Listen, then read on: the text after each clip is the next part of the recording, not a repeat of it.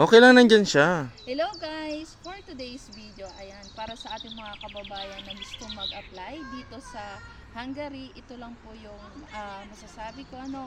So meron po ako mga binigay na agency na pwede nyo pag-applyan papunta dito sa Hungary. Ito po guys ay mga legit na galing po sa atin sa Pilipinas. So itong mga agency na ito ay hindi lang po papuntang Hungary, yung kanilang mga ipinapadalang workers. Nagpapadala rin po sila ng iba't ibang workers abroad, kagaya ng Canada, New Zealand, USA, and other country. So dito guys, makikita nyo po yan sa aking mga video. And then advice lang guys para sa ating mga kababayan na gustong mag-apply abroad. Meron po tayong isang kababayan, ito po yung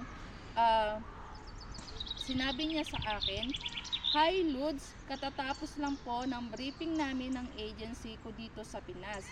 Flight na po ako pa HK. So ito guys ay isa nating viewers. Payo ng agency namin na wag mag cross country kasi every moment kasi nag-a-update sila if nasa na yung tao nila. If nag-exit ka, trace nila yon. If hindi, trace nila yon. Ayan. Natitrace nila yun guys. So ito guys, bilang isang OFW, ilang taon na rin po akong OFW. So advice ko lang, ayun nga sa dinaranas ng ating mga kababayan dito lalo na dito sa Hungary. So mag-iingat po tayo sa pag-a-apply ng trabaho, at bago naman po tayo umalis ng Pilipinas ay binibigyan tayo ng briefing ng mga agency na pwede nyo pag-applyan. So ito, papunta siya ng HK, at yun nga yung advice ng agency na natitrace nila yon.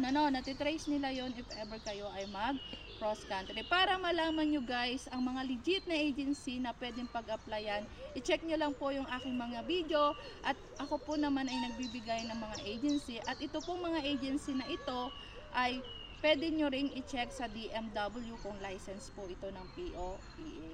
At sana makatulong tong video na to, lalo na sa ating mga kababayan na gusto mag-apply abroad.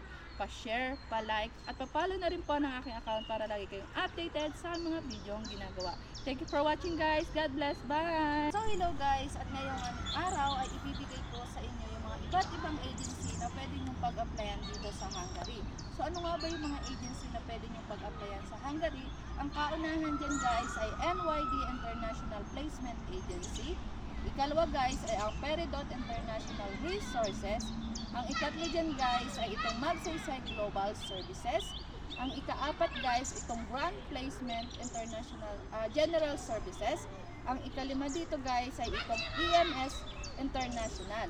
So ang ika-anim, magbibigay lang po ako guys ng 6 na agency na pwede nyong pag-applyan. Itong First Dynamic Resources. Ito ay mga agency na legit na papunta dito sa Hungary. At yun lang guys. Thank you for watching. God bless. Bye!